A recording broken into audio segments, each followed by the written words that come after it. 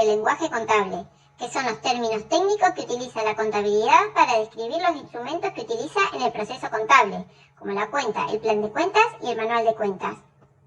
Para definir la cuenta podemos decir que es la unidad básica y formal de registración e información, que agrupa los elementos que componen el patrimonio según sus características, describiendo en su nombre los conceptos que abarca y utilizando terminología técnica y uniforme. Es la encargada de transformar los datos sobre los hechos económicos en información útil para la toma de decisiones. Para ello se ocupa de estandarizar y homogeneizar los datos provistos por los comprobantes, clasificándolos en función a su naturaleza y a las necesidades de información del ente, de manera de favorecer el ordenamiento del proceso. Y podemos clasificarlas en función a los elementos de la ecuación patrimonial en cuentas patrimoniales de resultados y otras. Las cuentas patrimoniales son las de activo pasivo y patrimonio neto. En este grupo podemos incluir las cuentas reguladoras y se utilizan restando de las anteriores para ajustar el saldo con el fin de exponerlo con mayor precisión, como por ejemplo las amortizaciones acumuladas y los ingresos o egresos diferidos. El saldo de estas cuentas se obtiene por acumulación de movimientos y tiene vigencia independientemente del periodo contable. Los ingresos y egresos son las cuentas de resultados, que intervienen en las transacciones modificativas y permiten reflejar las diferencias entre los patrimonios netos de diferentes momentos.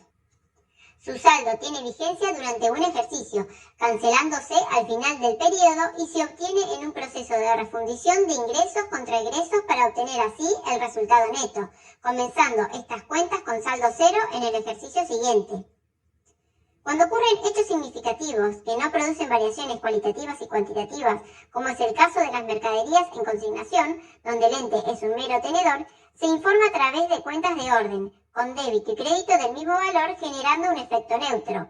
En este caso, el ente puede optar por no realizar registraciones e informarlo directamente con notas aclaratorias en los estados contables.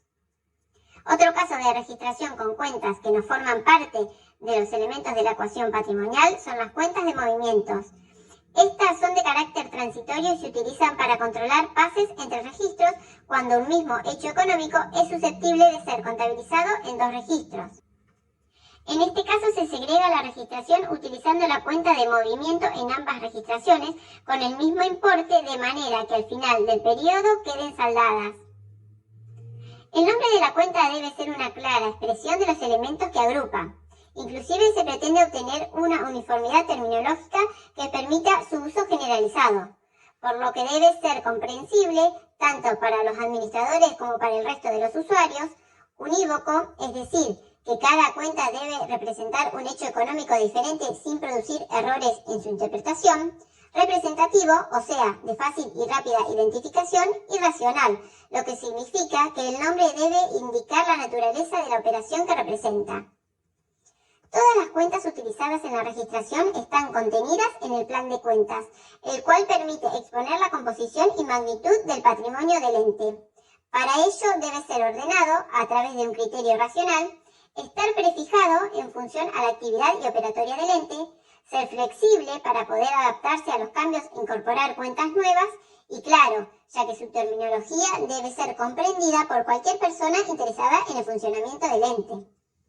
El plan de cuentas será elaborado y adaptado a las características y particularidades de cada ente, en función a las normas a las que se encuentre sujeto el ente, ya que regulan la forma y contenido de los estados contables y para su elaboración nos valemos de la estructura del plan de cuentas, su objeto social, porque será diferente en función al tipo de empresa. Por ejemplo, el plan de cuentas de una empresa manufacturera deberá contener el rubro bienes de cambio desagregado en materias primas, insumos, mercaderías en proceso y demás, en comparación a una empresa comercializadora que en dicho rubro podrá contener únicamente la cuenta mercaderías. La estructura determinará, por ejemplo, si el plan de cuentas contendrá la cuenta inmuebles como parte de los bienes de uso o en su defecto los gastos asociados al alquiler del mismo. La dimensión nos dirá, por ejemplo, si las ventas deben estar identificadas por sucursal, área geográfica o una división departamental o si tiene una estructura simple. Y su naturaleza jurídica marcará la diferencia entre las cuentas utilizadas en una empresa unipersonal y una sociedad anónima. Además, ordena los rubros dentro de los elementos. Dentro del activo, los rubros se ordenan en función a su grado decreciente de liquidez.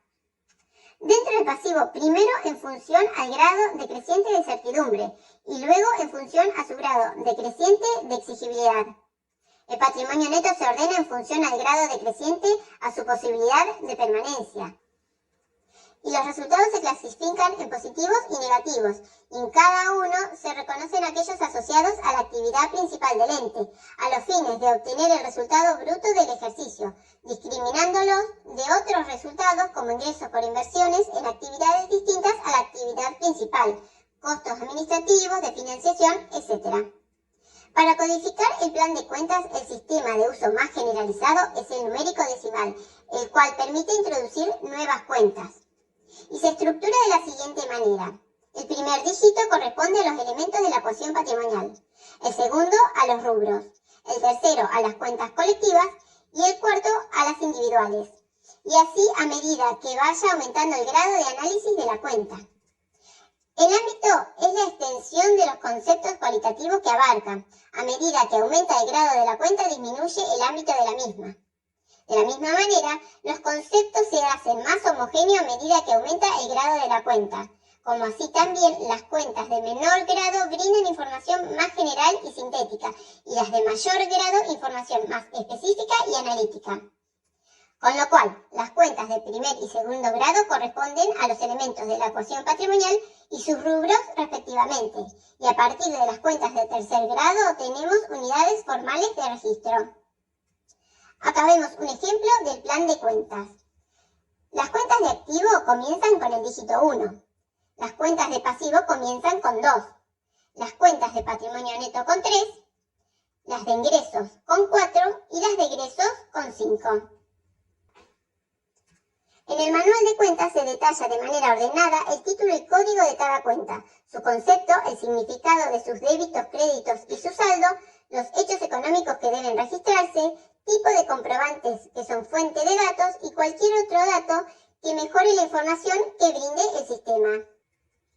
Muy bien, llegamos al final de este video. Los conceptos que hoy conocimos te ayudarán a entender los elementos que conforman el patrimonio del ente y a pensarlos de una manera funcional, para poder avanzar al siguiente paso que es la registración. Pero eso será en una próxima clase. ¡Nos vemos!